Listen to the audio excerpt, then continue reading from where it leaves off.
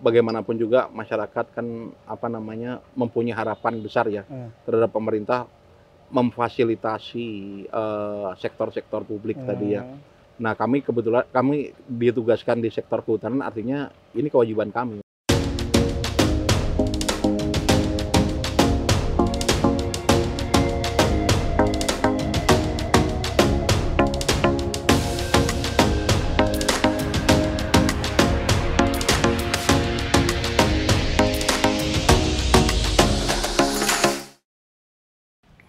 Pemerintah Provinsi Jawa Barat melalui Dinas Kehutanan Provinsi Jawa Barat bergerak cepat untuk mengatasi lahan kritis. Selain untuk penghijauan lahan, untuk mengantisipasi juga bencana hidrologis di Jawa Barat. Tercatat di dalam data open data Dinas Kehutanan Provinsi Jawa Barat tercatat hampir sekitar 900 hektar, Pak, atau ribu hektar lahan kritis. Nah, hari ini saya berada di Gedung Sate bersama Kepala Dinas Kehutanan Provinsi Jawa Barat, Pradodip. Sehat, Pak? Alhamdulillah. Alhamdulillah. Alhamdulillah, Kang. Pak, menyikapi dengan lahan kritis di Jawa Barat itu apa sih strategi yang Bapak siapkan untuk mengantisipasinya, Pak? Ya, begini ya, Kang. Memang Jawa Barat ini kalau kita berbicara tentang lahan kritis tidak terlepas tentu saja dari kita berbicara secara keseluruhan kondisi lahan di Jawa Barat ini. Kan seperti Kang Erwin ketahui ya, total luasan Jawa Barat itu kan kira-kira 3,5 juta hektar. 3,5 juta hektar, penduduknya hampir 50 juta kan. 50 juta. Kebayang kan dengan kondisi seperti itu, kalau kita bayangkan aja kan. 3,5 juta hektar itu kira-kira 21%-nya itu adalah kawasan hutan. Kawasan hutan artinya kawasan yang diperuntukkan bagi hutan gitu ya. Lalu 21% lagi itu adalah kawasan hutan rakyat. Jadi di luar area yang diperuntukkan bagi hutan ada kebun-kebun, karang-karang, itu kira-kira jumlahnya 21% juga. Jadi total kalau Jawa Barat itu hutan itu keseluruhan sampai 42%-an. Ya, nah dari seluruh total itu memang kan kalau kita berbicara tentang kondisi keidealan ya, betapa kalau orang ingat nggak zaman dulu kalau orang mau transmigrasi gitu ya, dia itu oleh pemerintah diberikan zaman dulu program itu kalau nggak salah 2 hektar. Sekarang penduduk Jawa Barat katakan 50 juta. 50 juta kalau dihitung rata-rata satu keluarga 4 atau 5 orang, berarti di Jawa Barat ada 10 juta keluarga gitu kan. Kalau 10 juta keluarga dibandingkan atau membutuhkan satu kondisi keidealan keberadaan lahan begitu ya. Artinya kan 10 juta keluarga butuh 20 juta hektar kan. Ya kan kalau perkalian kayak simpel kayak gitu ya.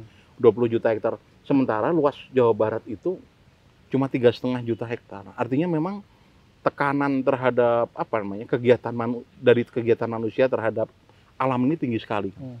Nah, oleh sebab itu hari ini kita kan tahu sendiri, Akang sebutkan tadi bahwa lahan kita ada 900.000 hektar. Hari ini yang kita coba lakukan adalah sesuai dengan moto kita yang menyebutkan bahwa hutan lestari, masyarakat sejahtera, begitu kan. Nah, hari ini Pak Gubernur selalu mendorong melalui upaya gerakan penghijauan lewat gerakan yang namanya gerakan tanam dan pelihara pohon. Nah, gerakan-gerakan itu tentu saja intinya adalah memberikan dorongan kepada masyarakat Jawa Barat agar setiap kebahagiaan yang mereka dapatkan itu kalau bisa mereka selalu ingat terhadap alam dengan salah satu caranya adalah menanam pohon. Orang naik kelas menanam pohon. Pak Gubernur sangat memberi contoh seperti itu ya. Orang nikah bawa pohon, menanam pohon, ini kayak gitu.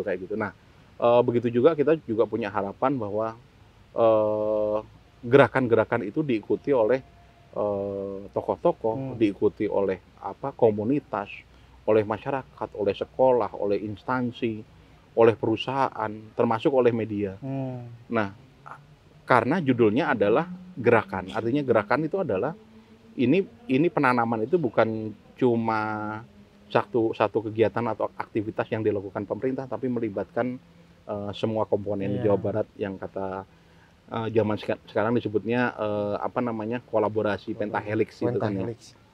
Nah, strategi yang kita lakukan tentu saja hari ini kita dengan jumlah pegawai yang mencapai 650 orang itu ada perwakilan kita. Setiap kecamatan tuh ada penyuluh-penyuluhnya. Mungkin ada satu penyuluh megang 2 kecamatan atau 3 kecamatan gitu ya.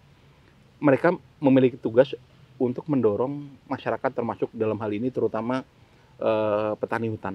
Istilahnya KTH, kelompok tani hutan, untuk senantiasa terus melakukan penanaman di lahan pertama yang utama milik mereka sendiri, tapi juga tentu harapannya dilakukan yang tadi kata Kang Erwin di lahan-lahan kritis. Tapi sekarang hari ini kan pertanyaannya adalah pada saat orang menanam, Kang ya, menanam di lahan kritis dan sebagainya, kalau itu dilakukan yang sifatnya katakan pendekatan anggaran, tentu kan begitu anggaran itu sifatnya berbasis belanja tahunan gitu ya, itu kan begitu proyek selesai. Sementara yang namanya pohon itu kan nggak bisa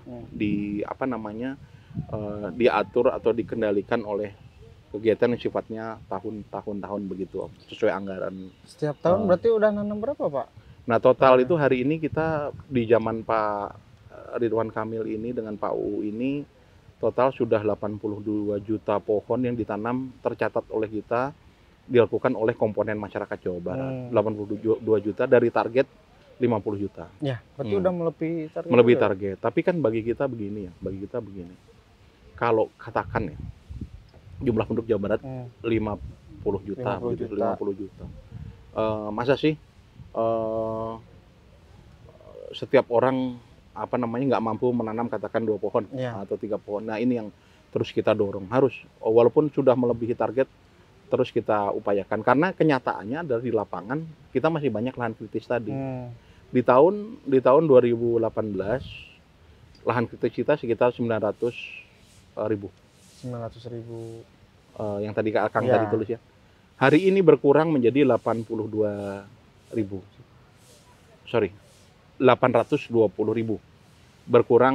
Berkurang kira-kira 81 ribuan lah. Ya, gitu. Hampir 100.000 hektar. Ya. Nah, ini berkurang lewat tadi upaya penanaman. Dan tentu saja kita bersyukur kepada Allah Subhanahu wa taala ya, di Jawa Barat ini yang namanya hujan itu lebih lebat daripada daerah-daerah yang lain. Nah, pertanyaannya adalah pada saat orang menanam gitu ya, petani nanam di leuweung gitu ya, di hutan gitu ya, itu mereka dapat apa? Ya kan?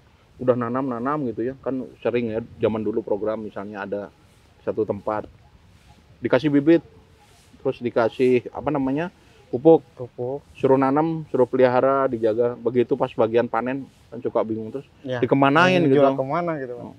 Bebas mangga telangkung misalnya gitu ya. Nah, ini hari ini coba kita dorong bahwa setiap rimbawan itu mendapatkan insentif. Insentif itu dalam arti begini, ada keyakinan bagi mereka bahwa setiap ikhtiar menanam itu ada sesuatu yang bisa mereka andalkan untuk kesejahteraan mereka. Kan kita tadi motonya hutan lestari masyarakat sejahtera. Makanya hari ini petani-petani hutan ini termasuk dengan program Pak Gubernur lewat program petani milenial ini ya, itu kita dorong mereka bukan cuma menanam, mereka bukan cuma memelihara, tapi juga mereka mulai belajar jualan.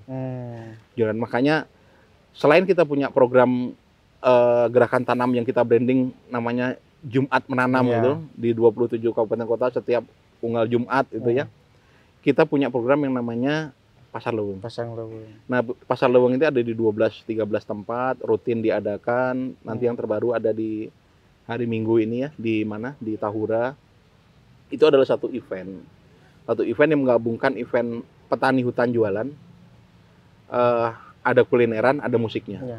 Kenapa sih kok harus dianggap apa namanya di blend atau diramu seperti itu? Karena pertama dari sisi penjualnya ya, dari sisi penjualnya. Penjualnya itu kan petani-petani hutan yang selama ini mereka berurusan dengan tanaman. Hari ini mereka kita edukasi karena mereka rata-rata kan kelompok ya. Ada yang bagian nanam, ada yang bagian melihara, tapi harus ada yang mulai berani untuk ikut jualan. Karena begitu mereka jualan, ya tentu saja keuntungan terbesar itu kan ada di mereka. Nggak seperti misalnya katakan dijual ke bandar dan sebagainya, keuntungan di orang lain gitu, yang terbesarnya. Nah, dengan mereka berani jualan, minimal ada satu interaksi, ada keyakinan dari mereka bahwa yang mereka kerjakan ini menghasilkan. Nah, begitu sudah menghasilkan, nanti pasti ada feedback. Oh, ini kemasannya harus diperbaiki, kualitasnya ini harus lebih manis, ini apa bungkusnya harus bagus, terus tampilannya lebih keren, harganya bersaing dan sebagainya. Nah, itu adalah satu proses pembelajaran bagi petani sendiri agar mereka bisa terus-menerus meningkatkan kualitas dagangannya, produknya, kualitas produknya, sehingga mereka kan mendapatkan margin keuntungan yang sebesar-besarnya untuk mereka sendiri. Nah, dari sini kita punya istilah yang namanya forestnomics. Forestnomics itu tadi kita kembali ke istilah hutan lestari masyarakat sejahtera itu. Kalau hutannya kita jaga, lalu memproduksi katakan apa? Kopi, durian, atau apa lagi? Madu katakan. Itu si petani yang kemarin jadi pengumpul atau pengumpul tadi ya, hari ini jualan. Dia begitu jualan dalam satu siklus, kalau dia jualan produknya bagus, dia akan semangat untuk tambah nanam. Supaya produksinya tambah gede kan ya. Kalau produksinya tambah gede, margin dia dapat tambah banyak gitu kan, keuntungan tambah banyak. Nah, kalau dia udah tambah semangat nanam, akhirnya produknya tambah banyak. Produksi tambah banyak, dia tambah semangat nanam. Akhirnya terjadi siklus untuk masyarakat berusaha menjaga hutan lestari supaya masyarakat sejahtera. Kalau masyarakat sejahtera dari hutan yang baik, mereka akan semakin melestarikan hutan. Nah, itu adalah satu siklus ideal harapan kita bagi rimbawan di Jawa Barat ini. Di situ mereka mendapatkan insentif. Untuk titik-titik zona kritisnya di sebelah mana? Tersebar, Kang. Tersebar, ada di selatan ya, di selatan, termasuk di Sukabumi, di Cianjur, di mana? Tersebar di Tasikmalaya. Di Bandung Utara juga ada. Di Bandung Utara termasuk itu kondisi yang menjadi salah satu poin yang harus kita selesaikan bersama-sama. Terparah di mana? Terbanyak itu termasuk di Sukabumi. Sukabumi di sana itu mungkin karena panas ya, anginnya besar dan sebagainya, jenis tanahnya juga seperti itu. Itu termasuk juga begini ya, Jawa Barat itu kan kondisinya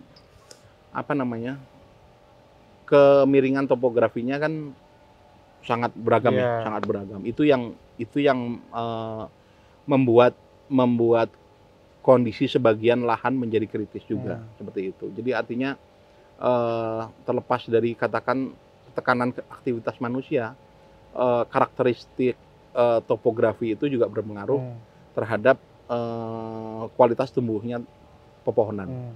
Akhirnya kalau misalnya pertumbuhannya minim, itu bisa mengakibatkan lahan tersebut menjadi kritis. Banyak nih Pak, kan hampir 900.000 hektar kan tadi Bapak menyebutkan. Sebetulnya untuk menjaga hutan ini tanggung jawab siapa sih Pak? Salah satunya adalah tanggung jawab kita. Dinas Kehutanan. Dari sektor pemerintah. Bagaimanapun juga masyarakat kan mempunyai harapan besar ya terhadap pemerintah memfasilitasi sektor-sektor publik tadi ya. Nah, kebetulan kami ditugaskan di sektor kehutanan, artinya ini kewajiban kami untuk tugas kita untuk menangani kawasan hutan itu. Selain itu tentu saja di sini ada peran-peran besar dari masyarakat yang sangat dibutuhkan, karena bagaimanapun juga Kang ya, keahlian untuk untuk menentukan jenis tanaman, lalu karakteristik lahan, topografi lahan, jenis tanaman, kecocokan lahan, iklim dan sebagainya, itu yang paling paham akademisi, katakan itu. Lalu juga akses kita untuk pemeliharaan pohon ini tentu bukan cuma mengandalkan pemerintah. Ada misalnya perusahaan-perusahaan yang di sini terlibat atau apa namanya membantu kegiatan-kegiatan penanaman, dan itu terus berusaha kita dorong karena di satu sisi mereka membangun Jawa Barat, tentu saja kan ada satu pola keterlibatan perusahaan dari sisi sosial gitu ya, untuk ikut menjaga lingkungan. Lalu katakan apa namanya dari pihak komponen masyarakat sendiri. Nah, ini komponen masyarakat ini penting sekali karena bagaimanapun juga kita butuh tokoh-tokoh teladan. Tokoh-tokoh teladan yang dalam hal ini mampu menjadi contoh di apa namanya jadi panutan untuk melakukan gerakan-gerakan penanaman. Makanya kegiatan Jumat Menanam ini Kang, kita kalau ini kita bisa ngajak sekolahan, kita bisa ngajak pesantren, bisa ngajakin kampus, bisa ngajakin institusi pendidikan, bisa ngajakin perusahaan, bahkan bisa ngajak media. Jadi suatu saat kalau misalnya Kang Erwin sama teman-teman gitu ya nanam gitunya, ayo kita siapkan bibitnya, kan setiap hari Selasa kita rilis bibit siap tanam apa aja gitu ya. Nah itu nanti mau ditanam di mana, ayo dengan grup Jabar Express nanam bareng gitu. Itu seperti itu. Jadi pada saat kita berbicara gini ya, oh ini pohon ini menghasilkan oksigen, bikin teduh dan sebagainya. Nah ini yang butuh oksigen semua orang. Yang apa namanya bikin teduh untuk semua orang. Jadi tugas kami adalah mengkoordinasikan dan tentu saja memfasilitasi. Itu yang harus terus kita dorong, kita ingatkan kepada tim kita, jangan katakan kerja normatif saja dalam arti apa namanya kalau misalnya punah kewajiban udah aja, bukan seperti itu, tapi perlu ditanya. Ini ujung tombak ini di lapangan yang nanam tuh ujung-ujungnya bukan kita loh, kan petani. Nah, ini petani kalau mereka punya kesulitan apa, itu kita tanya. Mungkin Pak untuk ini warga Jabar yang misalnya ingin menanam, peduli terhadap lingkungan dan ingin menanam, bagaimana caranya untuk mengajukan bibit ke Dinas Kehutanan Pak? Bisa ini, dimulai dari Kang Erwin. Oh, bisa? Bisa. Jabar Express ngajuin surat ke apa namanya Dinas Kehutanan. Sebelumnya lihat dulu ke ini setiap hari setiap hari apa namanya Selasa. Setiap hari Selasa itu lihat ke IG kita. Jadi kalau misalnya kita dari daerah Garut misalnya, itu berarti masuknya ke cabang dinas 5. Nanti ada penjelasannya. Terus kalau misalnya Akang dari Tasik misalnya, itu bisa ke cabang dinas genep 6 gitu misalnya. Yang di Indramayu berarti cabang dinas 9. Nah, itu diajukan ke masing-masing kantor cabang, diajukan, tapi dilihat ketersediaannya apa tuh, nah, ketersediaan itu gitu. Kalau di luar itu ya mungkin nunggu antri dulu gitu. Kalau paling gampang ngajukan yang sudah ada di dalam list itu. Ya, siap. Mungkin Pak terakhir Pak closing statement Pak untuk bagaimana sih cara menjaga lingkungan, karena kan untuk menjaga hutan itu nggak cukup sama pemerintah sendiri ya Pak, perlu ada kan tadi kerjasama pentahelik gitu Pak. Betul. Semua unsur harus bekerja sama gitu. Bagaimana Pak? Gini, warga Jabar apa kalau istilahnya ini, kalau Jabar Express sebetulnya Pak? Warga Jabar ya. Warga Jabar begini, kita mah simpel saja.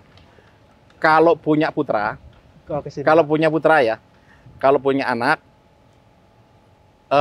dicoba diajak putranya, anaknya untuk menanam pertama kali dalam hidupnya. Jadi apa namanya, diajak menanam ke satu tempat. Kalau nggak punya lahan, nanti kita bisa cari bareng-bareng, kita ikut nanam. Pokoknya putranya diajak menanam apa aja. Mulai dari nanam cengkeh juga nggak apa-apa. Apalagi kalau udah nanam pohon yang gede dan sebagainya. Tempatnya di mana? Di tegalan-tegalan, di hutan-hutan dan sebagainya. Paling bagus ngikuti gerakan Pak Gubernur tadi, apa namanya, lewat gerakan cari bibit, beli bibit dan sebagainya. Tapi kalau nggak ada, bisa minta ke kita. Itu. Lalu harapan kita untuk orang-orang yang kalau habis makan jus dan sebagainya, itu buah dan jusnya enak. Tapi tentu ada peloknya, tentu ada bijinya. Kalau bisa dikeresekan dulu, nanti kalau sudah selesai makan, pas akhir pekan jalan-jalan, kalau kebetulan lagi nggak ke mall, jalannya ke Tahura atau ke mana, Kaleweng, alungkeun. Nanti suatu saat itu akan jadi buah-buahan. Itu. Jadi setiap saat akhir pekan, hayu warga Jawa Barat kita healing sambil kita jaga hutan Jawa Barat. Apalagi hari ini musim kemarau, sama-sama kita jaga jangan sampai ada percikan api yang menimbulkan kebakaran. Kita jaga lestarinya hutan Jawa Barat, dan itu menjadi modal untuk semakin sejahteranya masyarakat Jawa Barat. Hutan lestari, masyarakat sejahtera, Jabar juara.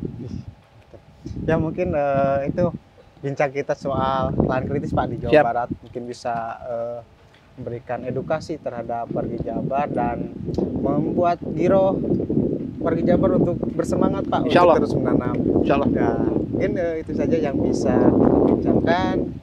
Undur diri, saya Erwin dan Pak Kadis, Pak Dudit.